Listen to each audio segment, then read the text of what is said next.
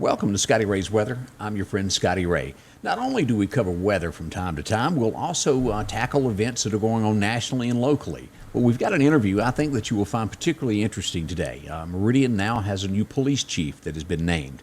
In the past, that spot has been filled by folks that were not within the department, that didn't stay long, turmoil here and this and that.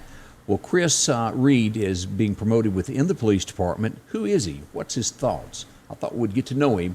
And, well, let's invite Chris in and do that just now, the new police chief of Meridian.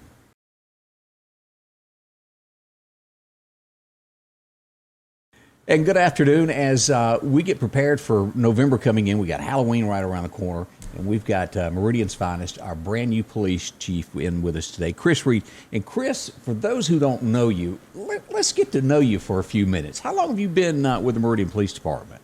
Oh, my goodness. I started with Meridian Police Department in March of 1999, and I know it's kind of surprising to folks because they think I'm like 32 years old, but I've actually been in Meridian, Mississippi a little over 31 years. I remember the activities. I'm sure you were downtown too, 1999 when that clock struck midnight and we all thought the world was going to end because of Y2K. Right. Yeah, a lot of things have transpired since then. I think the main thing especially that is just crazy is the whole social media phenomenon that we have. Yeah, it is. All right, let's. Are you married? Let's talk about that. You got kids? Yes, I am. I'm married to my beautiful wife, Stephanie Reed, and she's actually an assistant teacher at Clarkdale High School, and also the volleyball coach that we started this year. They did away with the slow pitch softball. Yeah. And so she became Clarkdale's first volleyball coach, and we had a successful season. We just had team of the week. Our record was 14-2, and I'm always going to give a shout out to Clarkdale sports. So we're excited about that. I have two beautiful girls, ages 14 and age 9, and the 9-year-old thinks she's 18 years old and takes after her mother. So, and just tell me if I'm going too personal on it here. Are you a man of faith? Are y'all a member of a church here locally? Yes, I am. We're actually, I'll tell you this, I'm anti-religion, but I am pro-relationship. And with my Heavenly Father, I know once we get into it, as far as this platform that has been given to me, it hadn't been given to me by any government or any municipality. It's been given to me by God, and I'm going to utilize that platform with the mindset that I'm about my Father's business. So I'm very strong in the faith, and I will continue to be that way. And that's good. It's good to know that somebody in your position has that, because no matter what you do in life, those decisions, you have to judge all of that with what you do and how you go forward. Most definitely. So how long now have you been police chief? Oh my goodness! I was confirmed last Tuesday night, so going on a week and a half, and it's definitely been a whirlwind. But there's an excitement, and like we discussed earlier, I've been there since 1999. I had the opportunity, the privilege, sometimes not so much, falling under different administrations, in which anytime you're a part of a department or a division or a city or a county agency, you're gonna go through those things. But the excitement of finally having a permanent department head and creating that stability with the administration now, then it's going to create that stability throughout the other divisions within the department. And so we're excited about what the future holds and looking forward to moving forward, pressing forward, and gaining the public's confidence back in the department the way it should be. All right, let me ask this because, and maybe the word is it turmoil that has gone through the Meridian Police Department for the last little bit of chiefs that didn't stay very long and then the public didn't like, and I remember seeing time and time again, everybody I know at the Meridian Police Department has pretty much retired that I knew forever because in opinions, what was said to me, it was just bad and they wanted to get out of it. It wasn't the atmosphere that they had worked in. Is that what went on? How can you fix that? Yeah, most definitely. I'm not going to sit here and lie to you to say that there was not turmoil with certain appointments of certain department heads, and I think one in particular, and there was such a vacuum created during one particular nomination right. or confirmation that created a vacuum within the department in the sense of having veteran police officers and also detectives with 20 plus years of experience and knowledge that retired or resigned during that time, and which created that vacuum. Now what we have is 5 to 7 year veterans, if you want to call them veterans, training 2 and 3 year police officers and detectives. So can it be turned around? Most definitely. If it couldn't be turned around, then I wouldn't be in the position I'm in. But I have a vested interest, not only with this department, but with this city, because I have 2 beautiful girls, right, that I am convinced they are going to feel safe coming to Meridian. And that's what I'm looking forward to.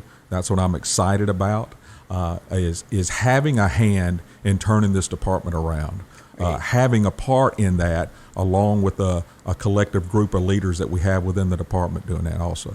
Nationwide, I think we've seen more trouble in police departments than we have here in Meridian. But it has gotten to where, on a national scale, to where you go, why would anybody want to be a police officer? They get cussed, they get shot at, people disrespect them, people want to defund the police. How do you recruit people into a field that want to serve when they're treated so bad? How do you handle that, Chris? Right. I tell you, specifically for me, and I can't speak about other departments or agencies, national or nationally or on a state level. I think for me is just having the mindset of I want to have a part in changing the mindset, changing the perception of law enforcement, that I want to have a hand in that. And I believe those, as far as that wanting to enter into that career in law enforcement in some form or fashion, they have that same desire and that mindset. Hey, if I'm not going to do it, who's going to do it? It's easy to sit back behind the shadow of social media and constantly talk about change and constantly talk about what needs to be done. Well, if you have the mindset of, well, if I'm not going to do it, who's going to do it? Then you're going to be part of the problem and not part of the solution. You get what I'm saying? I do, but I also think, and I'll never forget this. I was outside of Corpus Christi, Texas, about 4 years ago. You used to live there. That's quite a little town, isn't it? I lived by that 6 months down by the bridge, the big bridge where you go in, those condos down there. Most definitely. And we had a meeting that was back across the bridge, 40 miles up the road, and we were going down. There was 3 of us in my truck at 4 a.m. We went through some little town at 4:30 in the morning. I was going 35 miles an hour, and I get pulled over. And the guy in the back seat was ex-cop, and he goes, whatever you do, roll down the windows. He goes, roll down your windows, make sure he can see everything when he walks, because it was dark. And I get that. When people got to remember, when a cop approaches a window, he doesn't know what he's walking into. If you've got dark tinted windows, it makes him, on alert if he can't see in. Correct. You have to ask the public to, work with you also. Correct. I agree. But reality is, for the most part, people don't. Well, I'm not going to say for the most part people don't do that. I think for the most part, nationally and on the local level, they agree with us in regards of the answer is not defunding the police. The answer to me, I wholeheartedly believe this, is you have to have reform. You have to constantly be progressing, changing your tactics, learning those things of how to communicate with the community in a more friendly manner. I can be friendly and still tactically sound whenever I'm speaking with someone. But for the most part, people are on board with law enforcement. They see a need, they support that. But you're always going to have that percentage that it doesn't matter what you do. Right? It doesn't matter, that we're going to buck the system. We're going to create animosity. We're going to constantly try to undermine anything that's going on. But I, as a department head, and with my leaders that are with the department, we cannot make decisions or not make decisions based on what someone says on social media. We can't do it, and we're not going to do it. right, let me ask this, because there are areas of Meridian. You know, Meridian for many, many years, you could pretty much go anywhere. You could leave your car unlocked, and you felt pretty good about it. Right. I think that day is past. You know, after Katrina hit, we had a lot of gangs that came in from the New Orleans area, and they didn't leave. Correct. Let's talk about gangs and what can we, or do you have a plan, you know, to where you feel safe going to a place of shopping? There's a lot of folks that don't want their wives to go anywhere after 4:30 when it's getting close to dark. They don't want them out. Correct. I've even told my family, you know, and I want to say that it's sad that we've gotten to this time in society where I have to tell my wife, hey, if you have to get something at Walmart or something at Dollar General at 9 o'clock at night or 10 o'clock at night, it's not worth it. It can wait. You know, but we've had incidences here in Meridian where we've had tragedy happen at 12 noon in a parking lot. Now, there are so many reasons why those things happen, but I am completely convinced that we can operationally have a plan and logistically have a plan set in place.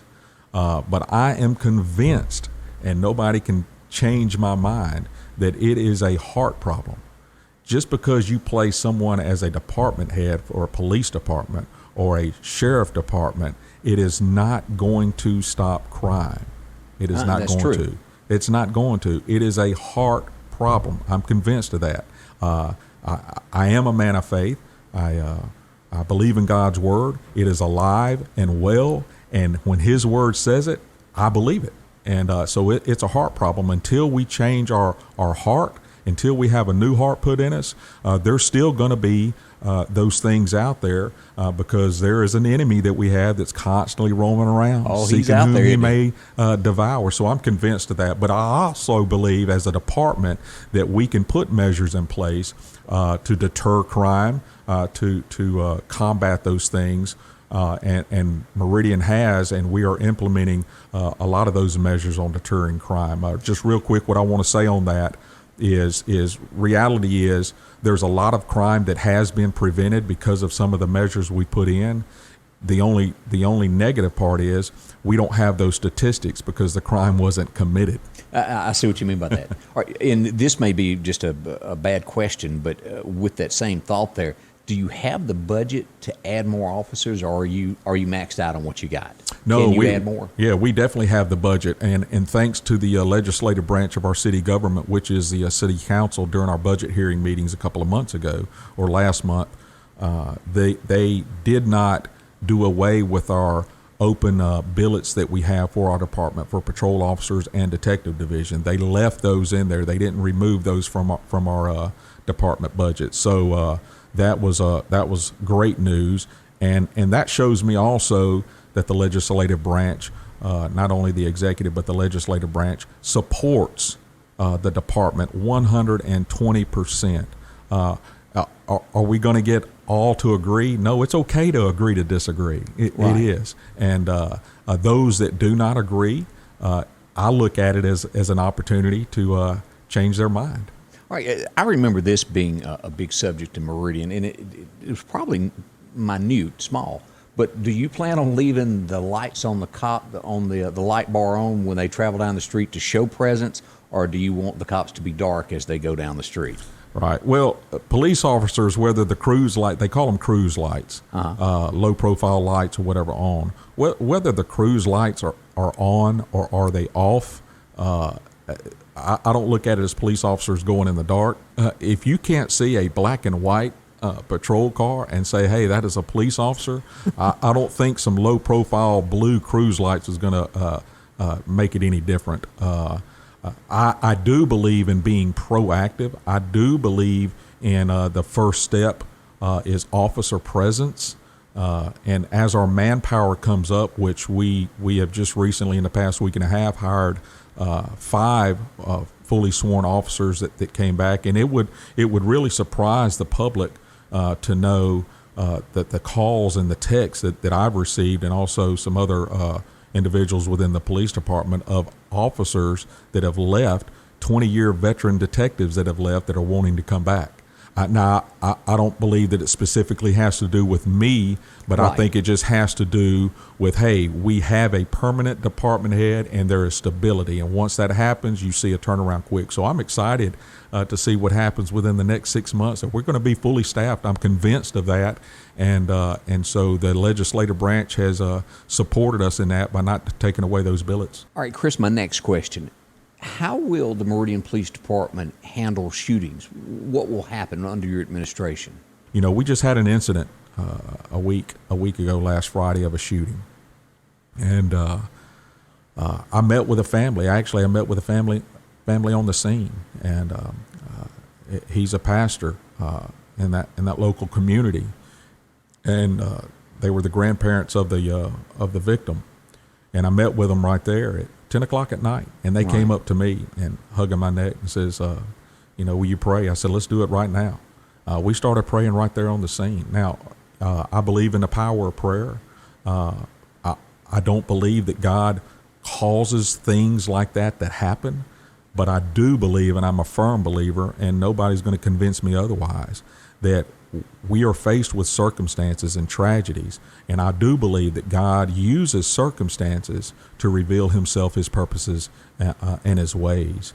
And my heart goes out to those families. My heart goes out to other families of victims, and I believe that's why God has put me in this position, in this platform, is for me to be constantly about my Father's business. And he's going to say to me one day, I'm just going to tell you this, he's going to say to me, Chris, what did you do with that soul that I allowed to cross your path? All right, let me ask this. Are you making changes, or had this already been done when murder happens? Does the Meridian Police Department have different measures? Has there been more training? Has there been a lot, this is the way we do it, and if it's not done this way, we go back and we correct it before we leave the scene? Has there been a lot of effort put into that? And again, I know you've only been there a week. Right. Yeah. We do have measures placed in. Some of the things that we're changing or that we're in the process of changing is really on the logistical aspect of the department. I just communicated with our supervisors within the CID division, is that whenever we respond to a crime scene, that detective on scene is in charge of that crime scene. I don't care if the chief of police shows up on that crime scene. That detective is in charge of that crime scene, because we have to keep and maintain the integrity of that crime scene. If I cross that tape, I expect that detective to come to me and says, hey, put your name down, date, time stamp that you cross this. You are entering my crime scene. You have every right in the authority to tell, hey, Chief, with all due respect, you need to step back. Well, that's good. And so we're changing those measures logistically and not necessarily on the operational aspect of it. All right, and the next question, and I'm not trying to walk into any kind of thing, but there is our councilman, Weston Linderman. There have been statements made by him that accuse certain people of trying to kill him in administration, maybe after him, and I hadn't put a whole lot of thought into it. I've seen a little bit of it, and I think most Meridianites have. They've seen a little blurb about it. Where have there been any charges filed that would back up someone trying to kill this man? Has he filed any charges with the police department? Right. To my knowledge, there have been no charges filed. Also, to my knowledge, we work close and have close partnerships with our federal entities.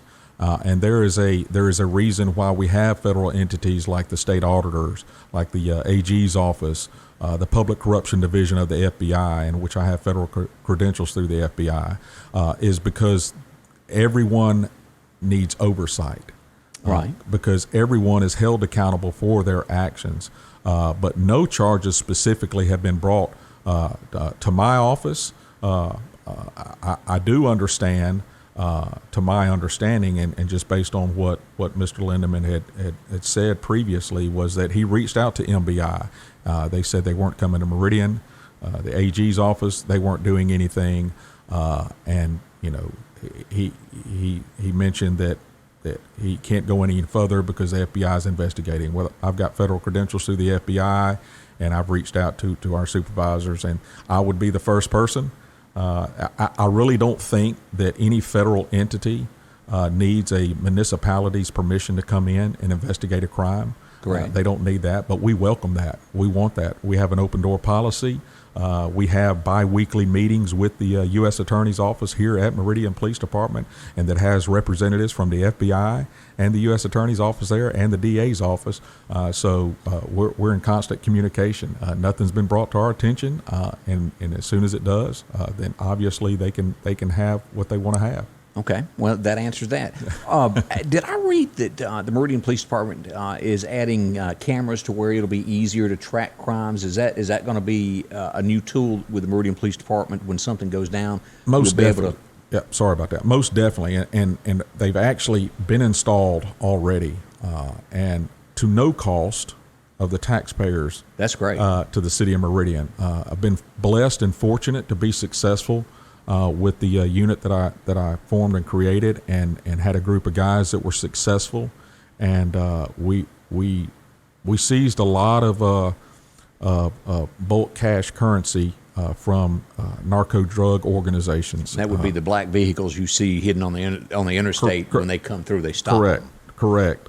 Because we realize that city of Meridian was in a unique geographical location as far as having two major interstates running through our city limits, and I know since 2004, I-20 has always been considered in one of the three top corridor for smuggling contraband. Now, contraband ranges from anything that's considered illegal: weapons, persons, narcotics, bulk cash smuggling, crossing the borders, that's used for illegal proceeds. It's not against the law to have 500,000 in your car. I want to make that right. Correction. All right, because we've all heard the stories of this guy's going to buy a car in another state, and he's got 20 grand in his glove box, and it gets seized, and he loses his money and can't get it back. That's not true. That's further from the truth. It's not against the law to have, like I said, $500,000 to $1 million in your car. All right, but so it's the circumstances around those things that bring us to that. As far as detaining that, and then the courts end up seizing it based on the order from the courts, not that agency.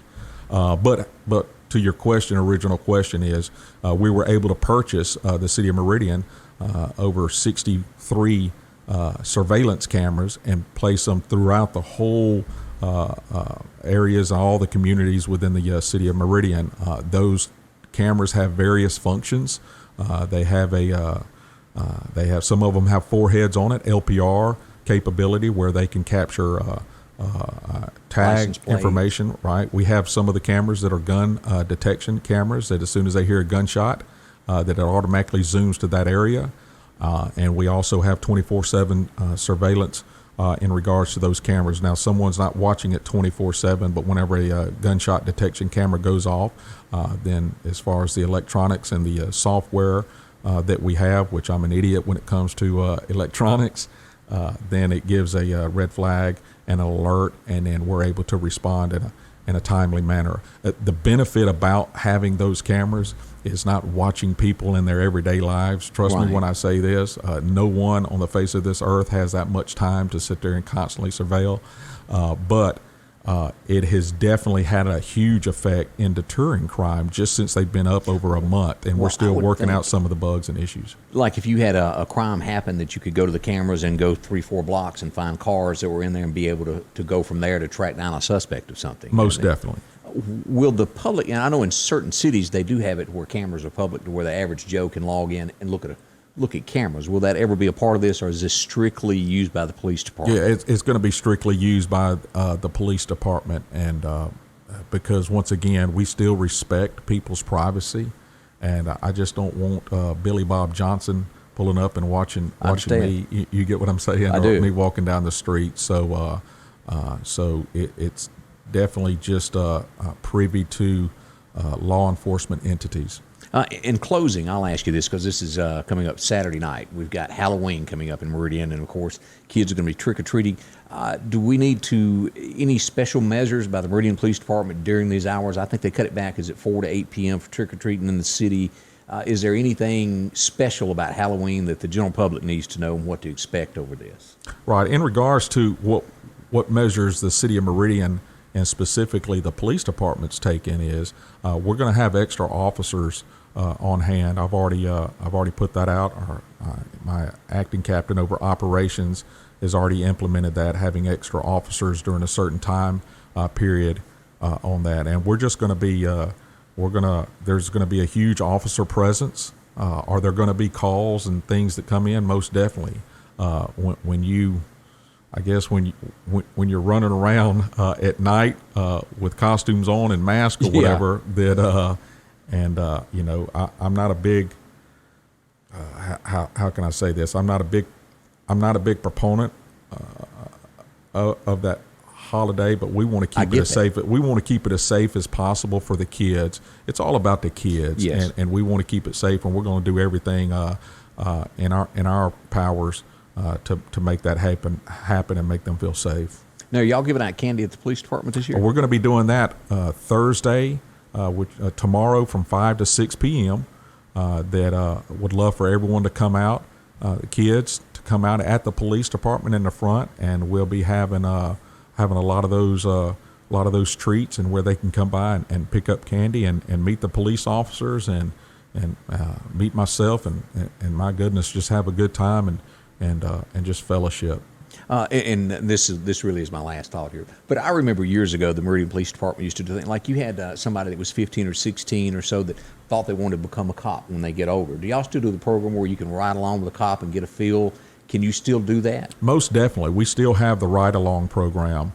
If you're interested in that, that we would welcome those. You know, obviously you have to fill out a form, just a quick release of liability, right? And then it goes up the chain and gets approved, and so we do that. We're also in the process of starting our Explorer program back up, and just for the men and women in law enforcement to get out there and the public and just, my goodness, man, just spend a little extra time of, nothing's going on. You're not going to a call, but you see someone and just stop and get out. Hey, sit on the front porch. Become personable, fellowship with them and let them get to know you. You get what I'm saying? Hey, I always heard the term community policing, but I never saw it implemented. And but it has to start with somebody, and why can't that somebody be you that's in that patrol car? And will the cops, the officers, let me rephrase that, officers, will they have a specific beat, is that so to speak, to where they get to know that community? Is that a part of it, or do they have to move around a good bit? Yeah, for the most part, we have districts, what we call districts, and they're sectioned off. And so the supervisors for patrol, they have certain officers in that certain area, in that certain district. And so most definitely, I mean, that's your district. Business owners should know you by first name. Yeah. And they're going to know you by first name. And even homeowners. Now, we understand that the congestion, I mean, you're looking at probably 39 to 40,000 just within the city limits. Correct. If my numbers are correct. So getting our manpower up to full staff. And also we understand the fact of this with this whole pandemic, with the COVID thing, that we have to take safety measures. I mean, reality is we just can't stop and go inside someone's house and sit down and talk with them, have a good time with them, whatever, without taking those safety measures. So that's paramount for us. But it still doesn't mean that we can't get out and get to know people in the community that we ride by and work with. And this will pass one day. We'll all be past this COVID thing eventually one day. We don't know shall when. Pass. This too shall pass. Well, Chris, thank you so much for coming in. And I wish you the very best with the new position, and I hope you go far. And, of course, if anybody ever has a question, they can contact you by email or at the police station, correct? Yeah. I definitely want to say this in closing, if you don't mind, is I want people to understand that knowing that who placed me in this position, in this platform, it is definitely not to advance Chris Reed. It's not.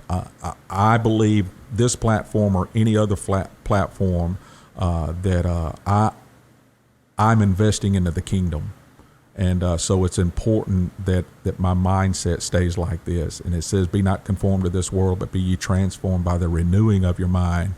So I'm excited because I know that it's God that's doing the work. He just calls me to be obedient.